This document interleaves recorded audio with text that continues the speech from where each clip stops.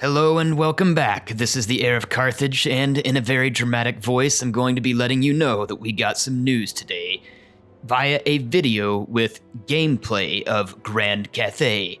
All right, I always have to do that. CA always does the very, movie-type dramatic announcing of all their videos, and yes, they're back to feeding us news.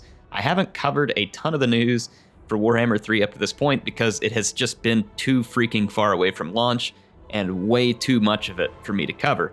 However, the launch is not terribly far away at this point, and we actually got some stinking meat today, which we don't usually get in these videos. It's usually just a lot of fluff. Well, I say it's fluff. If you're really into every single detail of lore, of everything else, then it hasn't been fluff. You've probably been enjoying it. But if you're me, you just want to see some dadgum gameplay so you know what to take away from it. That's what we got today.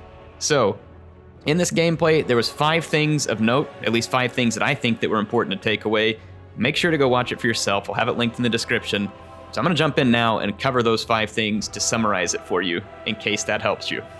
Now, I'm not going to edit this video to where it's showing exactly what I'm talking about per se in the background, but you may see what I'm talking about in the background as we go through this. Now, the Grand Bastion is very similar to the gates like we see in Ulthuan, whose intended purpose was to keep the Dark Elves out of the inner circle of Ulthuan.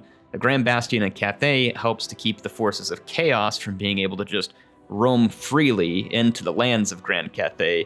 And along that Grand Bastion wall, there are gate settlements, so to speak, right, that are similar, again, to the gate settlements like we saw in Ulthuan. Those gate settlements can be built and maintained and defended, and if they break, then that's going to be an opportunity for chaos to break through. And if you maintain those gates and you're able to defend them, then you can keep chaos at bay. Now, later in the video, they did show a defense battle, and regardless of whether I have that much to say, I will leave some of that video footage in there for you so you can at least watch it and check it out for yourself. But anyway, that was the first piece, is the Grand Bastion.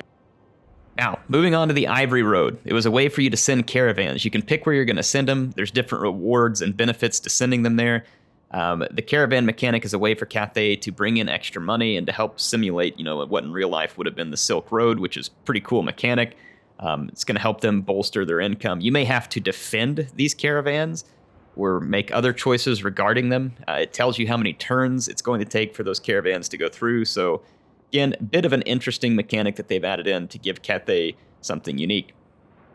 Now, we have the Wujing Compass, which is another unique faction mechanic that we got to see for Cathay. You can align this compass, and you can align it to the thing that best suits what it is you're doing. And you have these 4 directions, each direction having some specific benefits. In this video, they used one that helped them replenish faster and basically help protect the Great Bastion. So the compass mechanic appears to be the unique faction mechanic that we're going to see for Cathay. And here you can see in the background them defending a caravan, by the way, which tags on to what I was talking through a moment ago. All right, finally, there was some diplomatic improvements that they showed off. A lot of these diplomatic improvements stem from what we saw in 3 Kingdoms and Troy. They showed some settlement trading here, which is, again, good to see this in the game. This is something that I would have expected at a bare minimum to see in Warhammer 3 because these improvements already existed and other Total War games, but this is good. And then not only that, they further improved the way that you interact with your allies. You can see here that there's an interaction system where you can make outposts, there's allegiance points and other things. So it's going to allow you to better use your allies and get more benefit from them than what we've seen in the past, where you just click just a war coordination target and hope that the AI responds and actually joins you in your fighting. So it gives you some more options, and that's pretty exciting. Well, that sums it up for the things that I thought really kind of stood out. I said it was 5 things. The Grand Bastion and then the defense battle of the Grand Bastion are actually kind of related, so I guess technically it's 4 things. But I am going to tag on that bit at the end where they defend the Grand Bastion. Feel free to stick around and watch that. I'm going to leave CA's narration and original sound on it so you can see it.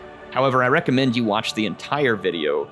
This isn't my content, right? I'm just making news off of their content, so I will have that link in the description. Feel free to go watch the entire thing so that you can glean anything that you think I missed as well. Anyway, hope this was helpful to you. I will be back soon with some more Total War Warhammer news. In the meantime, tomorrow we're going to kick off the State of the Faction videos for all the Game 2 factions.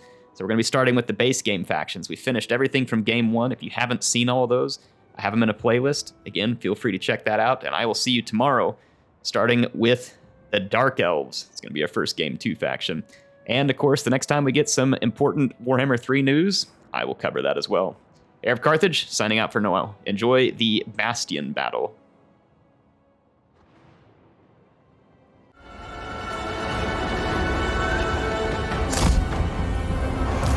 We arrange our defenses, focusing our ranged units on the walls and preparing our fallback points.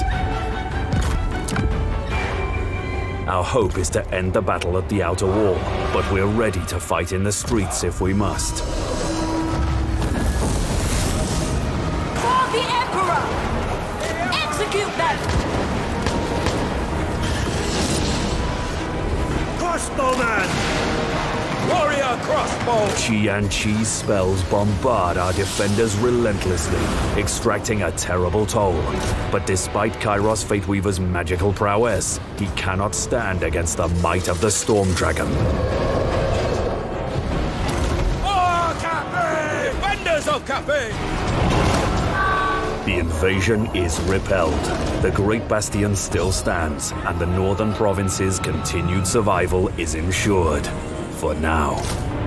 But where we set our eyes northward, we failed to monitor the situation to the west. Whilst our back was turned, invaders from the Mountains of Morn annihilated the dissenter lords of Jin Shin. The dwindling taste of victory turns sour as Miao Ying realizes bitterly that her campaign to protect Cathay has only just begun.